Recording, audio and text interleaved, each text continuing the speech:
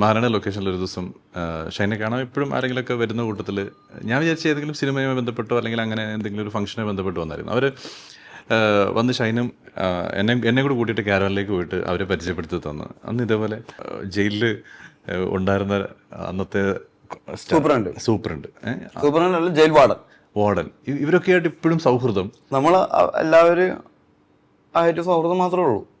അതിപ്പോൾ ജയിലിൽ ഒരുമിച്ചുണ്ടായിരുന്നവരാണ്, സെല്ലിലുണ്ടായിരുന്നവരാണെങ്കിലും ജയിൽ വാർഡന്മാരാണ്, സൂപ്രണ്ടാണെങ്കിലും പോലീസുകാരാണെങ്കിലും ഇവരെ ആരും നമ്മളോട് കരുതി കൂട്ടിയോ അല്ലെങ്കിൽ നമ്മൾ കരുതി കൂട്ടിയോ ഒന്നും നമ്മൾ ആരോടും ദ്രോഹം ചെയ്യുന്നൊന്നുമില്ല. പിന്നെ ഒരു സീൻ ഉണ്ടാകുമ്പോൾ ആരെങ്കിലുമൊക്കെ ഓപ്പോസിറ്റ് ഉണ്ടാവുമല്ലോ. അത് ചിലപ്പോൾ നിങ്ങളിപ്പോൾ എൻ്റെ ആ സൈഡിൽ ഇരിക്കുന്ന പോലെ തന്നെ നിങ്ങളുടെ ഈ സൈഡിൽ ഞാൻ ഇരിക്കുന്നു. പക്ഷെ അത് കഴിഞ്ഞും പിന്നൊരു സൗഹൃദത്തിലേക്കോ അല്ലെങ്കിൽ പിന്നെ നമ്മളങ്ങനെ സൗഹൃദങ്ങളൊന്നുമല്ല. ഓരോരോ സ്ഥലങ്ങളിലെത്തുമ്പോൾ അവിടെയുള്ളവർ ഇങ്ങനെ കേട്ടറിഞ്ഞ് വരുന്നതാണ്. അതെ അതെ അതെ. പുള്ളിക്ക് അഭിനയിക്കാൻ താല്പര്യമുണ്ട്. അപ്പൊ അവിടെ നിന്ന് പറയായിരുന്നു ആ ജൽവാടൻ അഭിനയിക്കണം എന്നുണ്ട്, ഫൈറ്റ് സീക്വൻസിൽ അഭിനയിക്കണം എന്നുണ്ട്.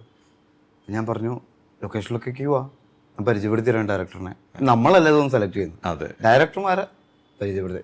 എൻ്റെ അടുത്ത് ഒന്നും ചാൻസ് ചോദിക്കുന്നവരോടൊക്കെ ഞാൻ അതാ പറയാം, ആക്ടേഴ്സിൻ്റെ അടുത്ത് നിങ്ങൾ ചാൻസ് ചോദിച്ചിട്ട് ഒരു കാര്യമില്ല.